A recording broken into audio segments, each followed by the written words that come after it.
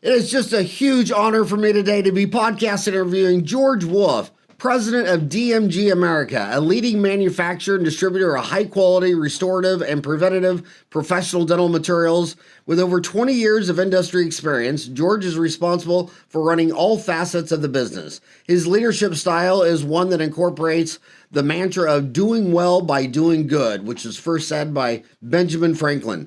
George gained his business acumen by working in a variety of positions in various dental industry sectors. After graduating from the University of Delaware and working in the banking sector, he entered the dental industry with a leading national distributor. Over the next 10 years, George worked in various positions on both the retail and wholesale sides of the industry, holding positions in sales, marketing, operations, as well as research and development. George always focused on learning and understanding all aspects of a company from the ground up, which enabled him to gain insight into all segments of the market, as well as those of his competitors. This gave him the confidence and ability to take the helm of DMG America as president in 2007. As president, George's goals for DMG America include a focus on the overall growth and culture of the company while giving back when possible. His hands-on approach has helped him with his presidency, and it has provided him with the ability to appreciate the everyday challenges and success of every department in his organization.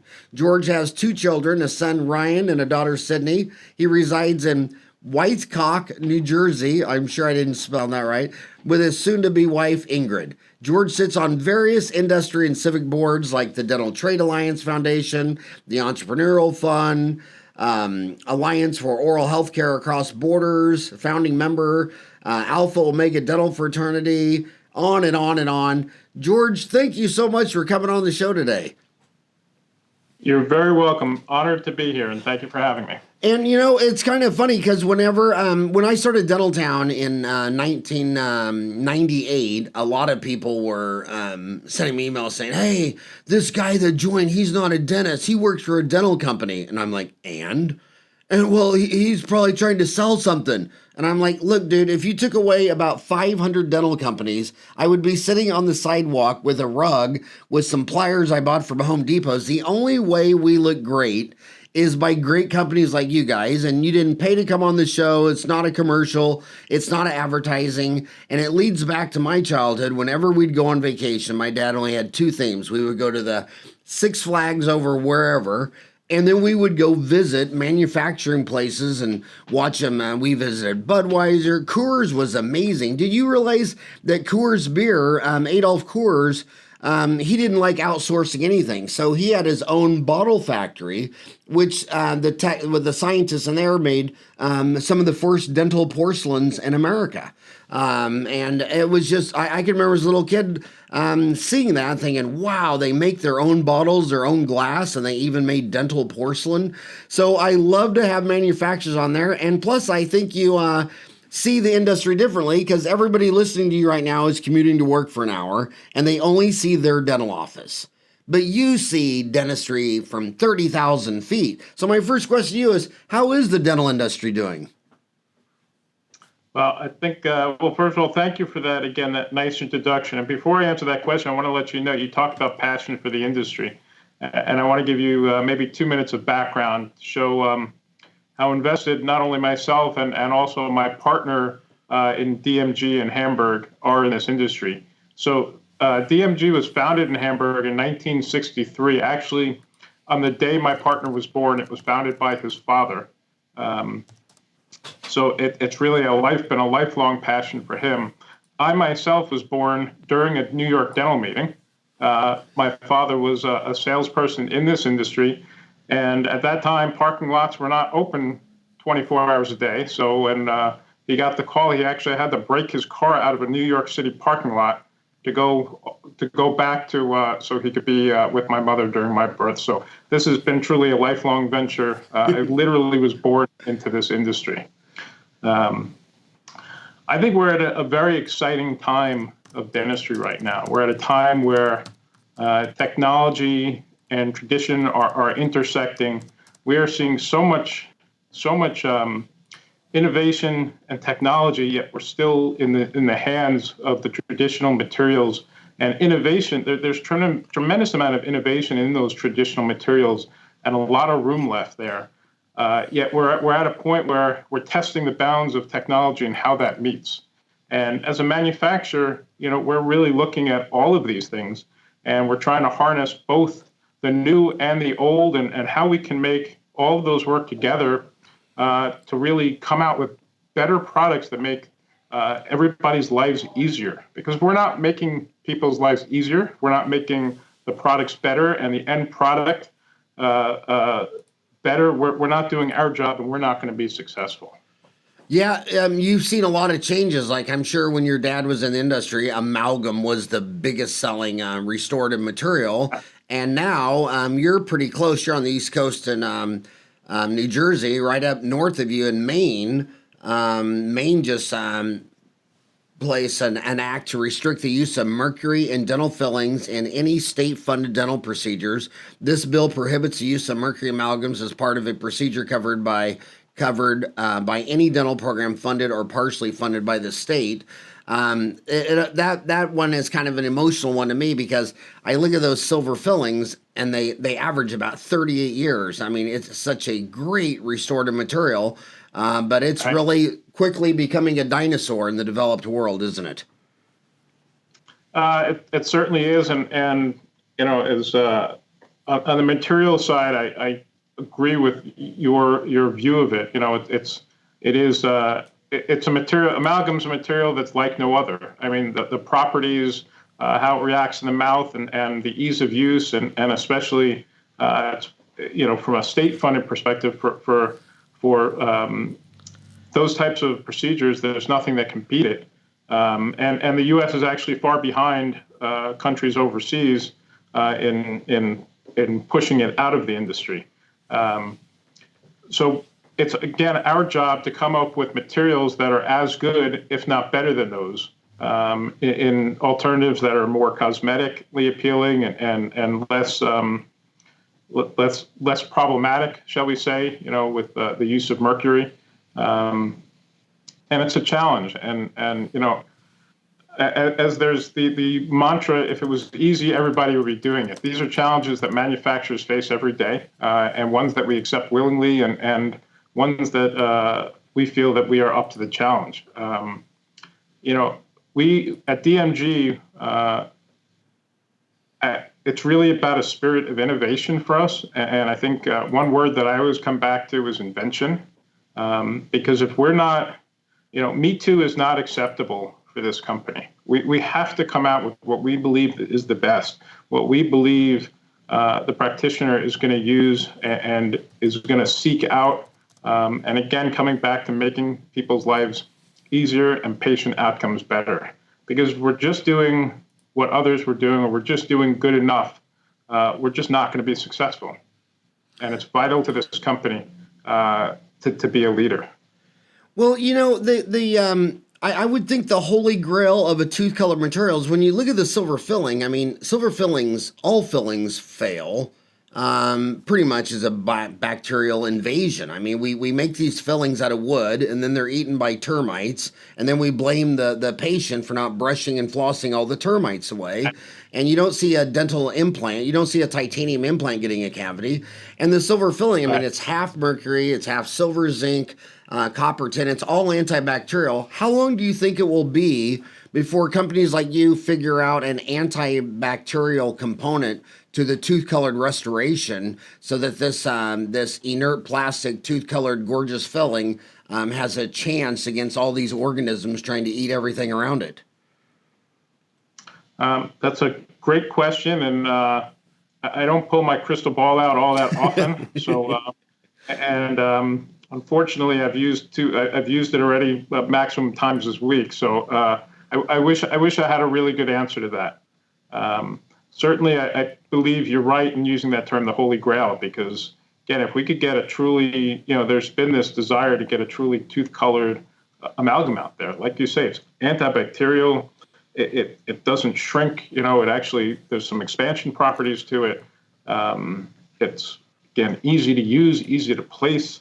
So that is the Holy Grail, and certainly something that we strive, and I'm sure my counterparts strive as well to recreate. So a lot of Americans, I think, get confused. They'll compare what's happening in the U.S. to some country in Europe, and it's always some country. The usual suspects like Denmark, Sweden, Finland.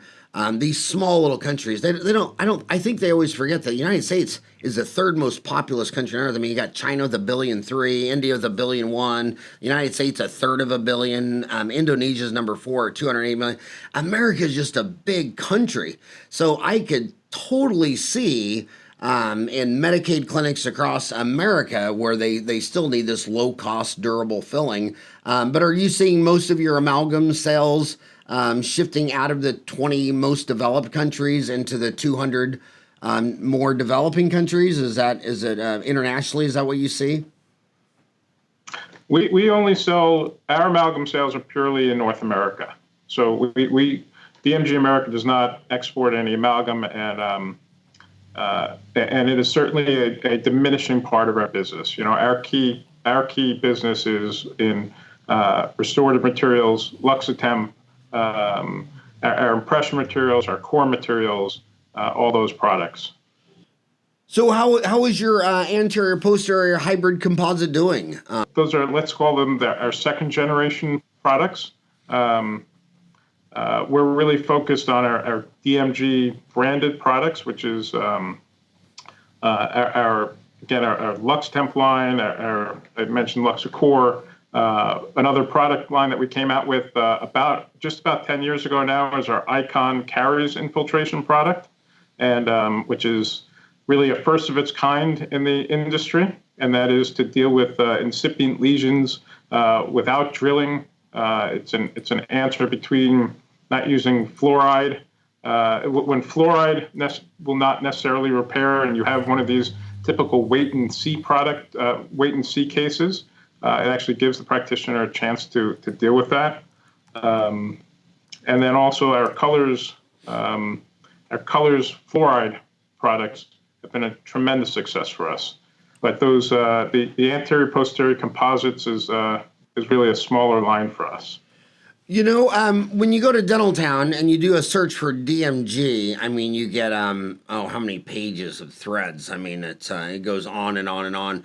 But when you just pull it up, it seems like a lot of people are starting to already talk about we were talking about amalgams with silver in it, and silver is antibacterial, and now we have silver diamine fluoride coming out. What are your thoughts on silver diamine fluoride and silver products? So I think silver diamine fluoride is a very interesting product, and with a lot of very potential great uses for, a lot of the same reasons we talked about with amalgam, and it's one of these products that can have a lot of benefit to a lot of people. Is it the perfect product? No, but I don't know that there's a perfect product out there. I think it's very exciting, and I think there's a lot coming out on it. Yeah, and you have fluoride in so many of your products. I mean, it's just again, I think dentists always approach the mouth as an engineer, and most of the failures come from biology. I mean, they're actually eaten by, I love it when someone said to me the other day, a physician friend told me, he says, yeah, all physicians do is try to slow down the rate of ascent of your death. So we're all going to die. All of our teeth are going to die. All we're trying to do is slow down this ascent. In spending your whole life in dentistry, some people, podcasters are young. They're more millennials. And on Dental Town, we got 250,000 people on the website. When we came out with the app in 2007, 65,000 downloaded the app, but those all tended to be millennials. And whenever I have someone email me, howard@dentaltown.com, and tell me, if you like the show, how old are you? What country do you live in? They seem to be about a quarter of them are still in dental school, and the rest of them are all under 30. There's only about one old guy a week that's as old as me that sends an email. But some of these kids say they're coming out of dental school, $400,000 in student loans, and they look at guys like me and they say, Howard, you graduated in the glory days of dentistry. And now they're not so glorious. You've been in dentistry your whole life. What would you say to a kid graduating today? Would you say, wow, that was a bad bet, $400,000 on being a dentist? Or would you say that was a good bet? I would definitely, I'm going to go on the area of the good bet. I think, again, we're in an evolving industry, but we're an evolving industry in a lot of positive ways as well. I think certainly student debt is an issue and a serious issue that we have to deal with. But I think they're entering into a very exciting industry and a great career. I think being, focusing on the things that got them to where they want to be, to be able to be a practitioner, to be able to do dentistry, to be able to be an artist, to be able to be an engineer, all combined in one aspect. And as I alluded to earlier, with the technology that's coming, and we're going to be able to do things better. We're going to be able to do things faster and in ways that we've never done before. And you talked about failures of materials. Materials are getting better. The understanding of the mechanics of the materials, the mechanics of building restorations, I think will significantly reduce failures, because it's not only the biology of it and it really is a lot of mechanical. And now with the ability that we have to see inside the mouth, inside the bone, inside the restorations is more than we've ever had before.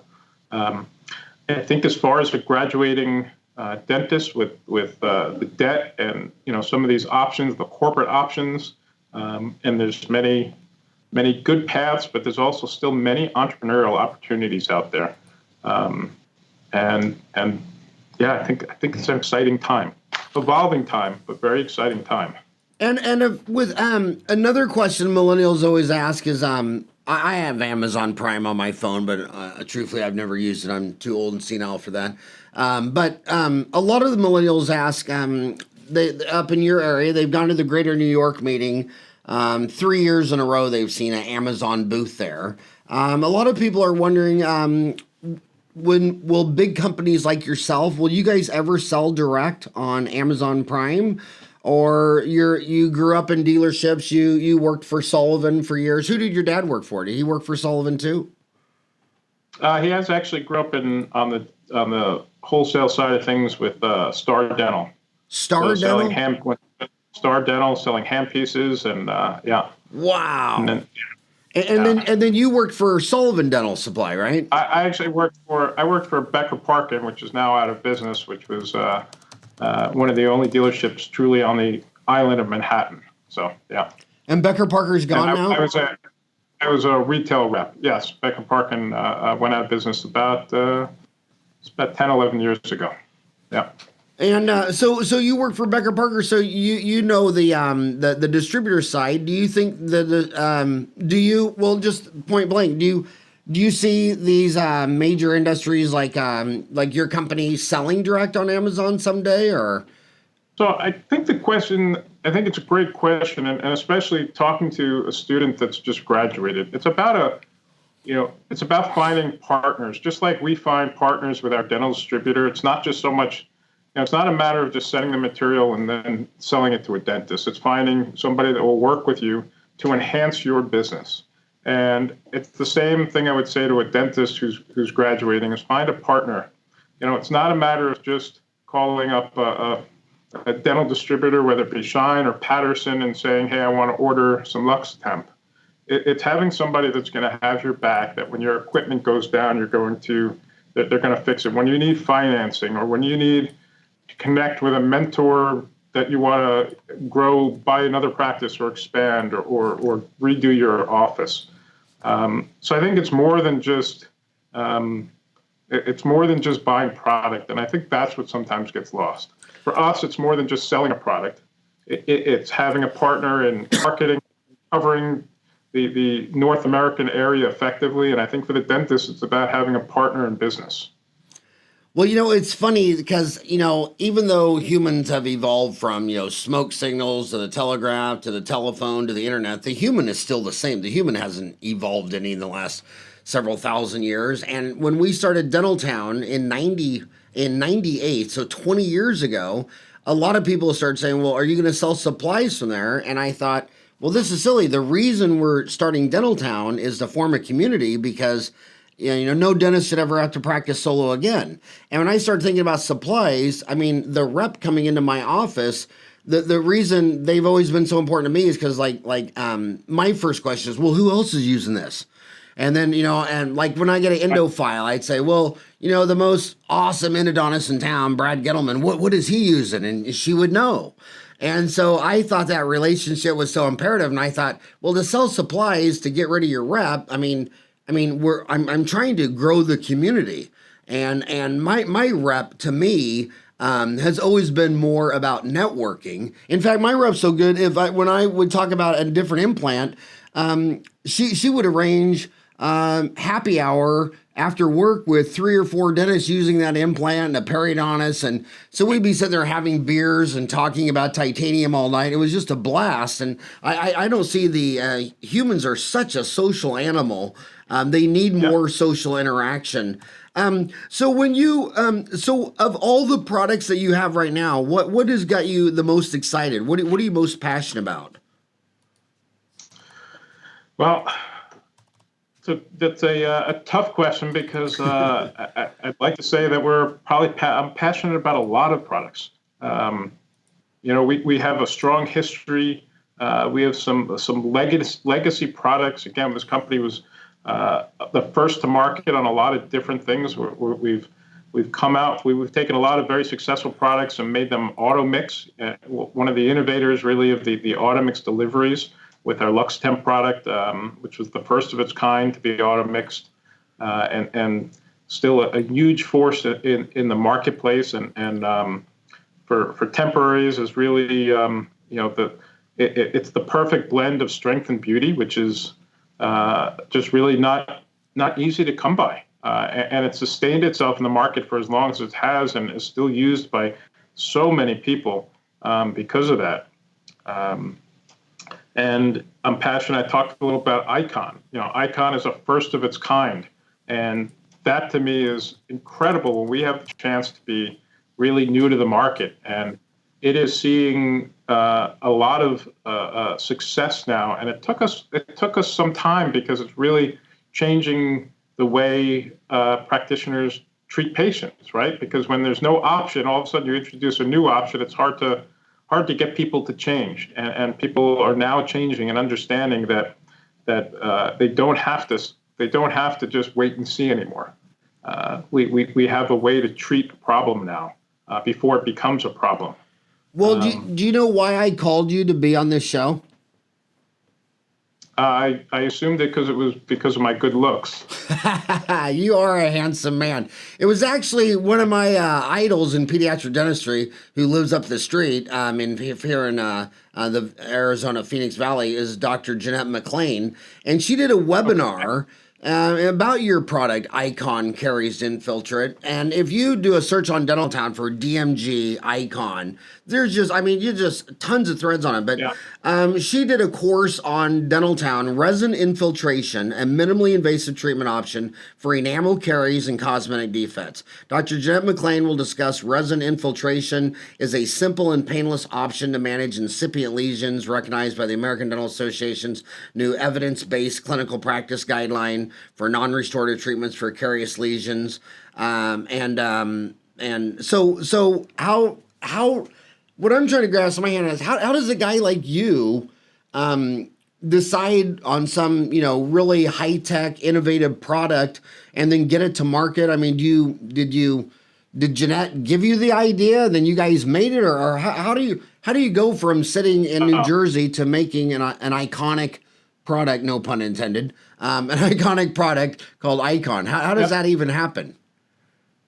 So it's another great question. And the structure of the company, and I mentioned before my partner in Hamburg, Germany, and it's really our partner company. So we distribute in North America DMG products. DMG products are made in Hamburg, Germany, and there is this is a much larger company with tremendous and incredible research and development.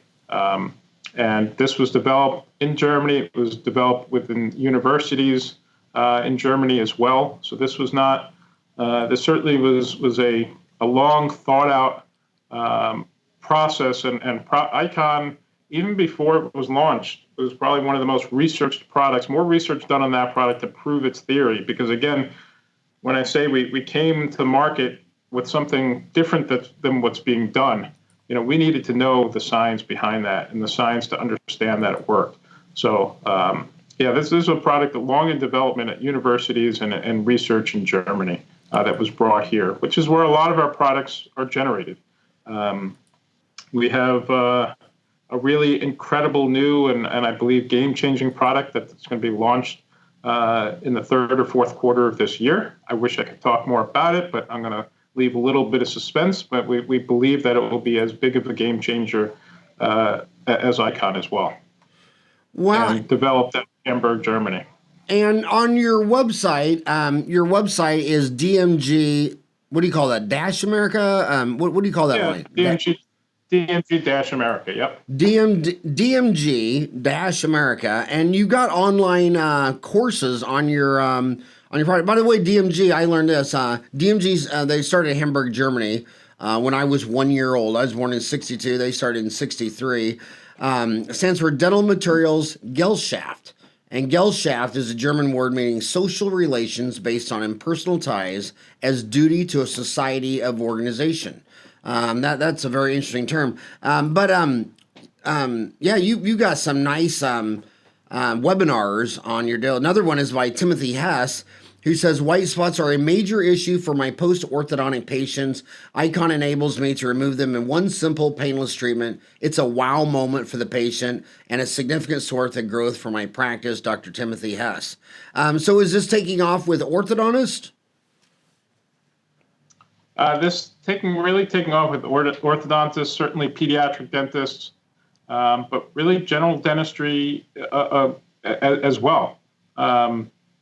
It's the white spot part of it. There's really two parts. There's the white spot removal of white spots, certainly post ortho brackets, but it's the everyday wait and let's. I see something on that radiograph. I see something on the X-ray. Let's wait and see. And we equate it to if you go to your cardiologist, you'll very rarely hear that. Let's wait and see, right? Let's do something. We've never really had that option in dentistry, and we do have it now. We don't have to wait for the problem to occur. We don't have to wait until we have to do something much more drastic.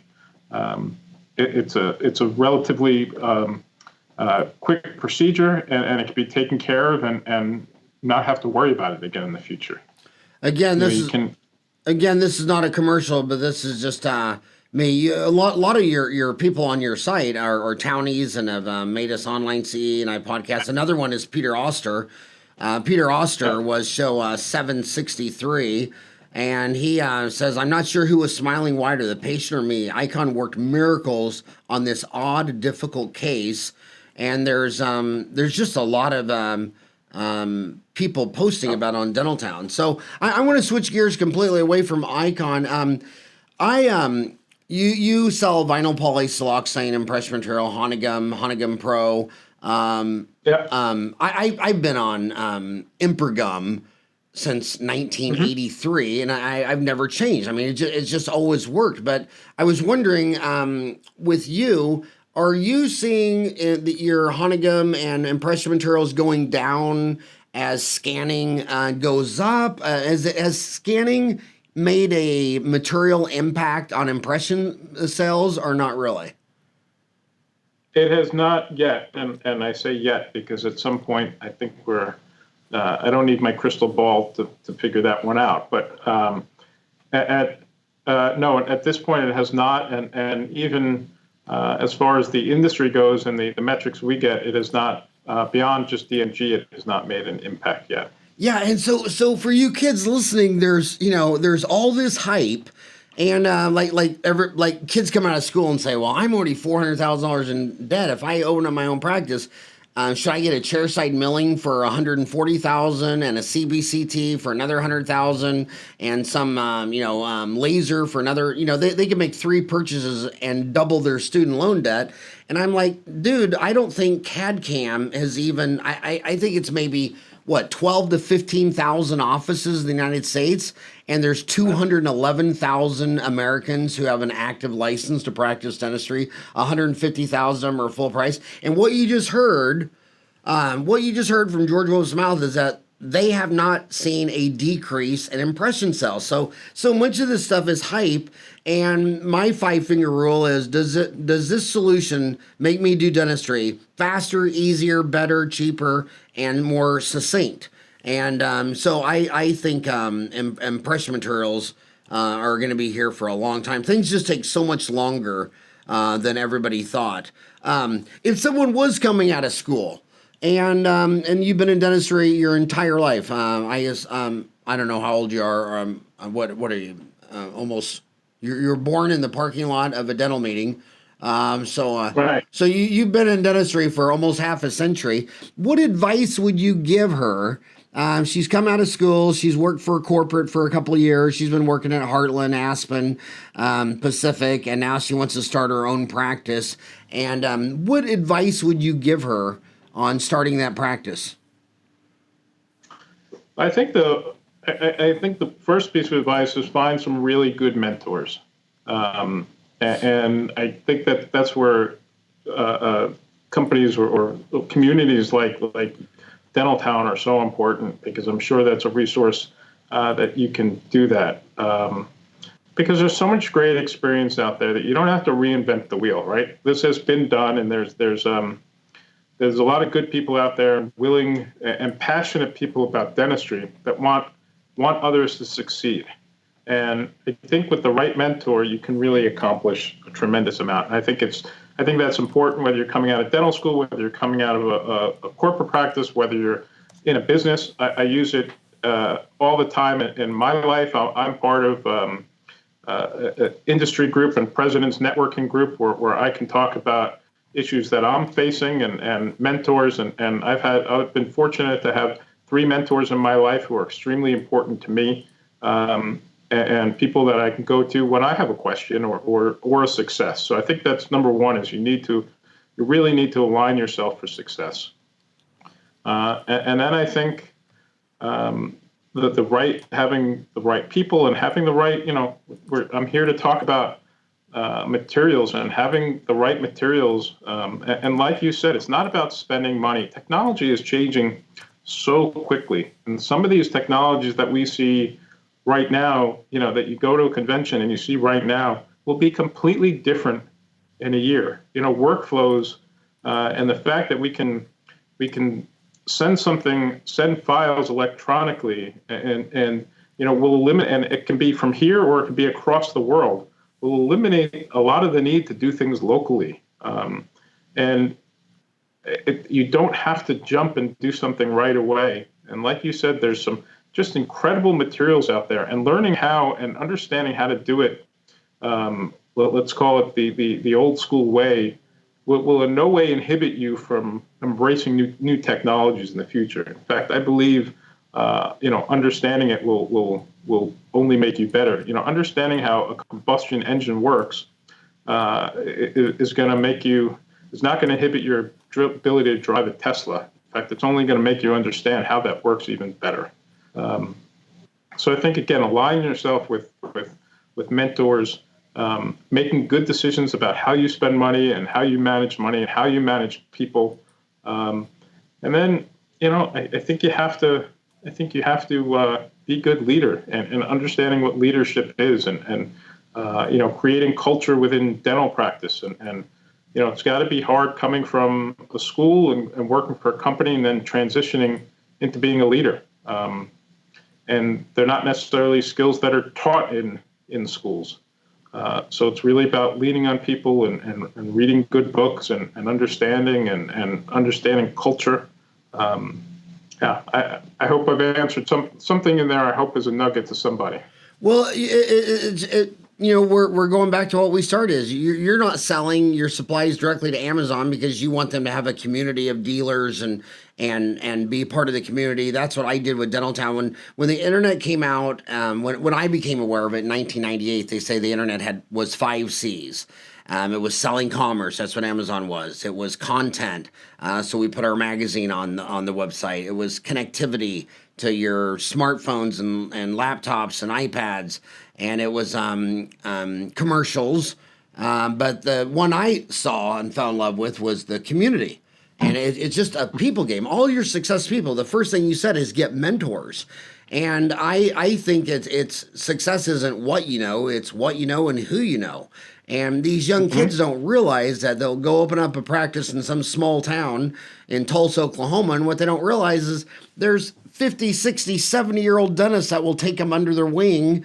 And I want to ask you about some of your mentors. I noticed on your deal, you were the chairman of the Dr. Edward B. Shills Entrepreneurial Fund. I think a lot of these young kids might not even know who Edward Benjamin Shills, who lived from 1915 to 2004. Did you ever get to meet him? I did, and I'm on the board there. I'm not the chair. That might have been a spillover from the one I'm on. I've been on that board for a long time. So Ed Shills was the executive director of the Dental Trade Alliance. He was the Dental Manufacturers Association and later merged two organizations, becoming the Dental Trade Alliance. So it's really our industry's organization. I did meet him when I was younger. Actually, when I was with my father at industry events, and Ed Shills passed away some time ago. But he was, first of all, an amazing guy with multiple different degrees from the University of Pennsylvania, and really just a highly regarded in business and specifically in the dental industry, and someone who really treasured entrepreneurship, which this industry is built on entrepreneurship and small companies. And obviously there's been a lot of mergers and acquisitions on the industry side in the last, let's call it 10, 20 years. And now there's really some much bigger companies, but it's also an industry filled with a lot of small companies, a lot of startups, and a lot of people have built companies for a long time. And he recognized that, and he was a master of connecting people and talking about mentors. He just connected people, and if you were a small company coming in, he would find somebody that would be willing to help you out and connect and talk and realize that was better for everybody. And while you might be competing against groups, you also could talk to them and learn from each other. And a really incredible guy, and I'm proud to carry on his legacy. And what we do is we try to find and foster entrepreneurs in the dental space, and different programs, and to give back. And we also like to recognize leaders in industry in his memory.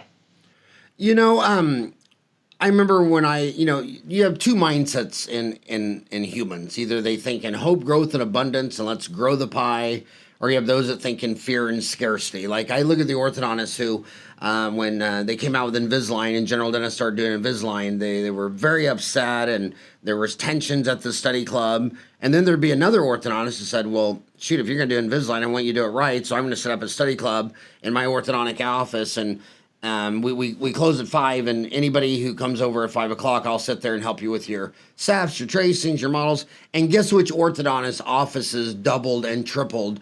I mean, there was one guy in Sydney, and it took his orthodontic office from 1 location to 4, and he does $10 million a year. He's probably the largest Invisalign trainer for all the general dentists in Sydney.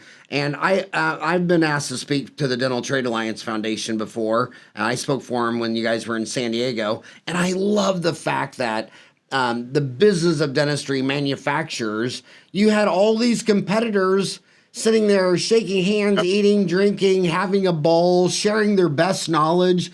And for some dentists, that mindset is like, oh my God, you should be wanting to kill your competitors. And it's like, no, that's exactly wrong. You got to think in hope, growth, and abundance. Talk about the Dental Trade Alliance. Are you, how are they doing these days?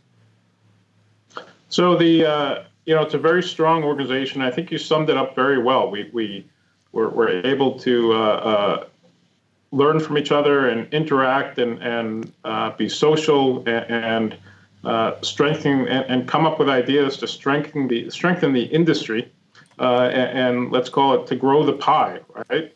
And that is really special, and I think it's a testament to how this industry started and the fact that it was not, it was built on the backs of small companies. I am the chairman of the Dental Trade Alliance Foundation, which is the foundation end of the industry organization. And it's really, I'm honored and flattered to be that. One of the, we really, it's part of the culture of DMG America to give back, and being in this position with the Dental Trade Alliance Foundation is great. Our focus is, we really do a few different things. One of the main focuses we give away, there's an application process for different grants for how to increase access to oral health care. And as long as, the applications have to be scalable, they have to be innovative, and then they go through a process and they're awarded money. And often, our initial seed funding leads to, multiples of 10, 20 times. We might give $25,000 to get them started to do something, and all of a sudden that they're able to get started, and they'll attract, much more than that, upwards of $1 million in the future, and it's really great. The other thing we do is we do dental student scholarships, and we give away. This year we're giving away 28 dental student scholarships, and it's mainly they have to be community focused, community service oriented. Their applications have to demonstrate a history of community service, a willingness to be a dental leader and be community service oriented in the future. And I have to say, it's one of the bright spots of my day. I'm actually in the middle of reviewing these scholarships right now. They send these 2-minute videos of their with their applications, and it's just a bright spot because these are some incredible kids, and what they are doing in school, and what and along with their studies, the amount of volunteer work and the amount of community service is just overwhelming, and their dedication to doing this in the future.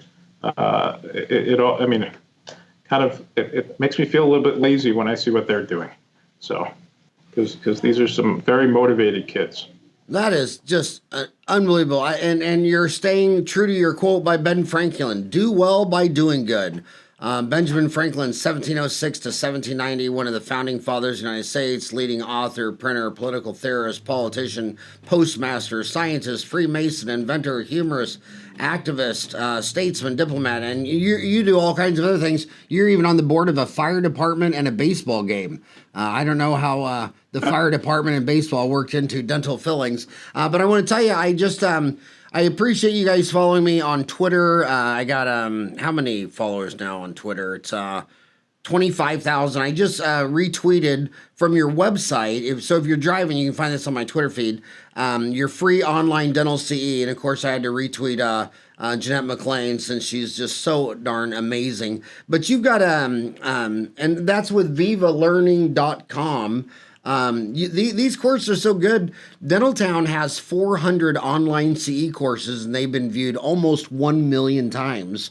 So if you've already got all those courses, you might think of also reposting them on Dentaltown, because that's the one thing I've noticed. Now, I've been lecturing. I lecture tomorrow in Barbados, and I've lectured in 50 countries. I've lectured about 1,000 times.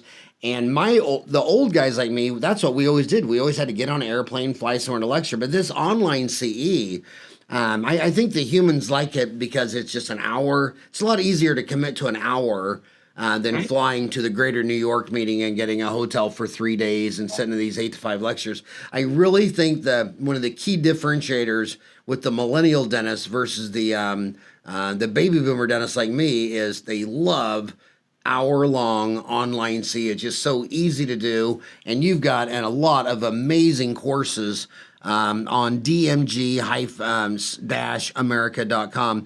I want to switch to another question. I know I'm all over the board, but it's Dentistry Uncensored, so I always like to talk what's controversial. And you have the new EchoSight bulk fill.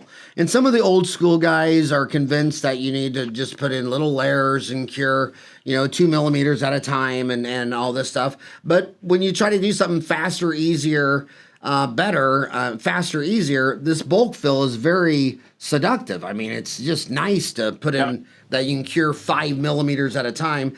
Is your bulk fill sales going up, and are posterior hybrid composites going down? Do you see any material impact from these bulk composites? These bulk fill materials are definitely moving forward and in the upward direction. Absolutely. Again, I'd like to say that we're make something that for everybody. The bulk fills definitely seem like the newer and the newer alternative. And we want to make, as I said probably a couple times, we're trying to make dentists' lives easier. And by doing that, we can't cut any corners, though, right? You can't have an easy product that doesn't work. And, we feel that with EchoSight bulk fill, we really came out with an incredible product that really does what it says. I mean, it probably cures much deeper than that, but that's what we're allowed to say. We wanted to make sure that product was really did what we said it was going to do and far beyond. And able to accomplish that, we accomplished some other things, and it handles unbelievably. It polishes extremely well. The filler content is so even that you don't have these almost large. We kind of talk about them as pebbles and rocks. It's almost like it's just very even. So it cures well, it handles well, it polishes well. It's not sticky. We really feel like we came out with a great product that somebody that's almost avoided the bulk fill because of this not wanting to change what they're doing. We feel like we came out with a product for them. My dad, his business was Sonic Drive-In hamburgers. But when you said that you can't cut any corners, I immediately knew you're a Wendy's fan, because that's what Wendy's said. They had square patties because they did not want to cut any corners. What really surprised me? I was watching one of your courses online. Dr. Carla Cohen, who we had on the show, she was episode 280. She's like one of the most amazing, probably the most amazing pediatric dentist out of all of Canada. And it didn't even dawn on me, because I'm not a pediatric dentist, that this would appeal to pediatric dentists too. I think a bulk fill is a big man like yourself with a big molar and, a lot of volume. But is this taking off in pediatric dentistry too? It's definitely a focus for us in pediatric dentistry. I think it's, again, one of these changes where it's a newer thought, but when we work with pediatric dentists on this product, yes, and we are. It is moving forward there. And again, the challenges that they have, and they can certainly speak to it more than I can. But in spending time in pediatric dental offices, you don't have time, right? You don't have you don't have a lot of time or agreement from the patient, and so anything that we can possibly do to save time and make their jobs easier, and certainly bulk fill that's what bulk fill is about. I never understood pediatric dentists. I mean, if you want a patient that can't talk to you, why didn't you just be a vet? I mean, wouldn't that have been much simpler? I also love your website, drilling-no-thanks.info. Drilling no thanks info. It talks about removing white spots. I know Carla talks about this on her show. Arrest early cavities, remove white spots, icon of the news. So is that drilling no thanks info? Is that more of a B2C consumer site, or is it more a B2B dentist site? It's well, and it's drillingnothanks.com. They could do drilling-no thanks, but you could also just do drillingnothanks.com. That was a site. Yeah, that was a site dedicated to Icon. It's really a consumer site. It's a consumer site focused on Icon and showing the benefits to the patient. There's some videos on there, some testimonials on there. You alluded to earlier about the emotional, what happens when they show their patients what happened. And we've had some unbelievable, really successes and stories with Icon of, people who thought they would have to live with white spots and even getting married or not having alternatives or not having the financial means to have alternatives. And all of a sudden we do Icon white spot on them. And it's like, it's just unbelievable. I mean, it's an emotional reveal. Listen, how important from a cosmetic, what the dental impact can be on somebody's self-esteem and their ego and their confidence. And that's what's been great to be a part of Icon, is to have this emotional outpouring when people have had it done. Well, if you go to Dental Town and you do a search for Icon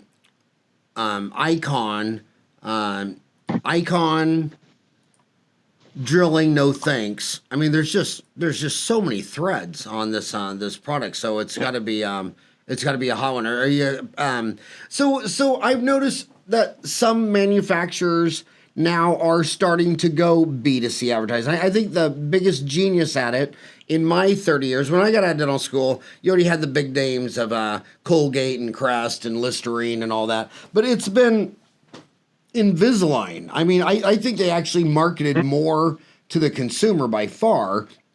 And it's funny when you I don't care where you go in the world, and when you're at the bar and someone says, "What do you do?" and you say you're a dentist, the bartender starts asking about Invisalign. Do you, when you're with the your own company, DMG America, and when you're at Dental Trade Alliance, do you see dental manufacturers in the future doing more B2C marketing to build up macro demand, or do you focus still mostly on B2B? Dental manufacturer to dentist to build demand? How do you look at B2C marketing? So I think it's really product dependent, and just speaking for DMG, a lot of these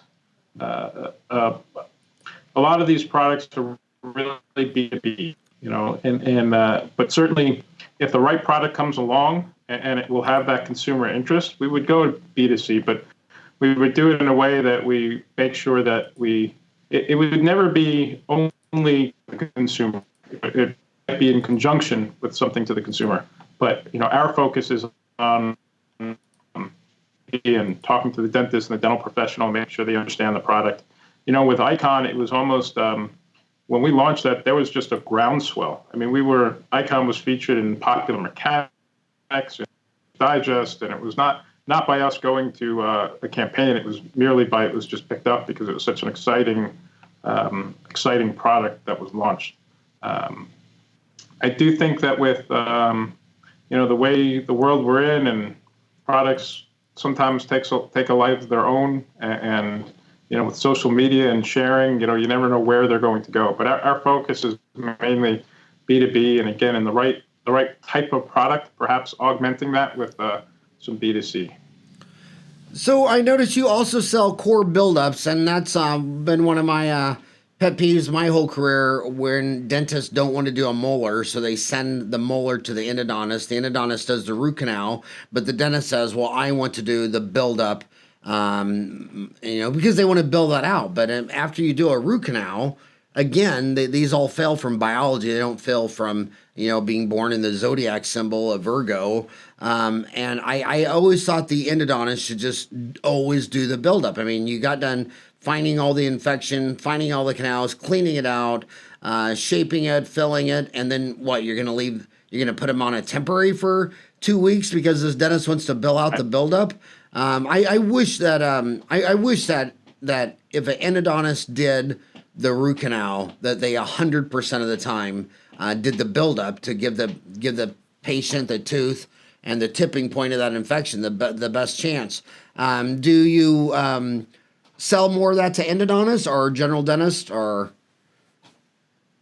I would say that we sell more to general dentists, but certainly it's a mixed bag, and we sell to both. I think that's just more of a result of the volume of one versus the other, but certainly we sell to both. Well, and then on the post, you sell Luxapost, and then you have Spirapost, self-adapting dental post.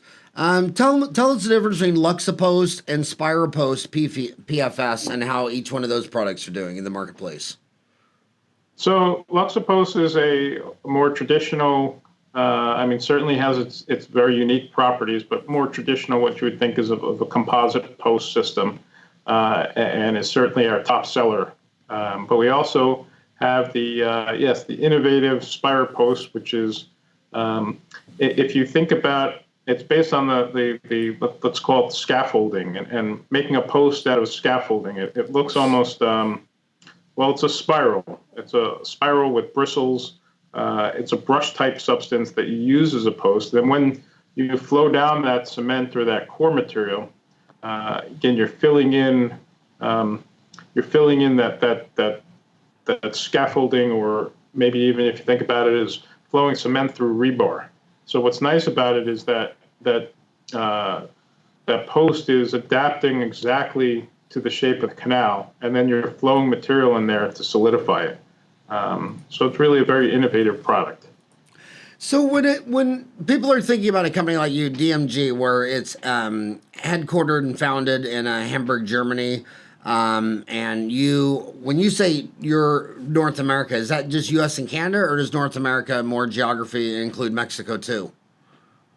U.S. and Canada. U.S. and Canada. But what percent of sales is DMG U.S. and Canada versus the rest of the world? I mean, are you guys about a third of DMG? Are you 40% of DMG? How much of DMG are you guys? I don't know percentage-wise, but North America is an extremely large market for DMG, and I believe we're the largest market that DMG serves. A lot of the big dental manufacturers tell me that U.S. is usually 35 to 40% of the whole global market, because I was going to make a comment about your post, but I don't know how you would be aware of that because you're focused on U.S. and Canada. But when the one thing that scares me about big government socialized medicine is that when I've lectured in 3 of the greatest societies in the world, Tokyo, Japan, Paris, France, London, England, and those dentists tell me that with their government dental plan, they only get $100 US for a molar root canal. So they have to put a post in every canal, and they're big fans of your post because especially the Spirapost PFS, because you're not boring it out to put some big hunk of metal in there. It's more of a conforms to the curvature of the canal, but they have to put a post in every root because, think about that. London, Paris, and Tokyo, those are expensive places to operate dentistry. In fact, when you go to a dental office in Japan, they're usually 500 square feet there because it's so expensive. Dirt in Tokyo is $1 million a square meter. So when the government only says you can only have $100 US, well, they can't even break even on $100 US. So so that's what scares me about socialized medicine, because they'll pay for like $100,000 for a bypass, but they'll only pay the doctor like $50 for an exam. And so then you wonder why the United States is so surgery driven. It's because, a lot of these hospitals, when I was getting my MBA, a lot of these people that worked in the hospital said, if we don't do 3 major surgeries a day, like a bypass, a colonoscopy, if we don't do 3 major surgeries a day, we can't even pay our bills. And so these posts are very, very popular in countries where the government is paying for the dentistry. and for some bizarre reason, they only allot $100 for a root canal. So you got to go on and put post. It just is what it is. So I've covered. I can't believe we went past an hour. We're in overtime. Was there anything that you were wishing I would have asked you about that I was too dumb to not ask? I think we covered a lot. I think it's we've talked a lot about the company, and it's just I hope when people think about DMG, they think about again our industry leading products, Luxitemp, Luxacor, and Honeygum and Icon. But I hope they also know there's a lot more that we really do. We give back a tremendous amount. It's ingrained in our culture. What's really important to us is our people. At the end of the day, we're in business because of our people, and we provide. We cherish our employees and the community, and that's really important to us because without that there is nothing. So, and thank you. It's I think you guys have a huge following, and it's flattering to be on the show. Well, you should have ended with your free sample. I've been seeing free samples on your site. How do they go and just find free samples to try this stuff? So if they go to dmg-america.com, and there should be an indication there on where to click, and we will absolutely send them a sample. Okay, well, we got the sample now of the EquiSit bulk fill. Great product, and happy to share that. So which products are you shipping free samples to as of right now? The EquiSit bulk fill, the colors are fluoride varnish and our Profi based. Nice. Everybody loves free samples, right? Okay. But hey, seriously, the only reason this show is a success is because I'm able to get studs like you to come on and talk to my homies for an hour. George, it's been a complete honor to podcast you. Good luck. I hope you guys innovate more and more greater products to make us dentists look better than we should be. Great. Well, thank you for all the support. All right. Have a great day, George. Bye-bye.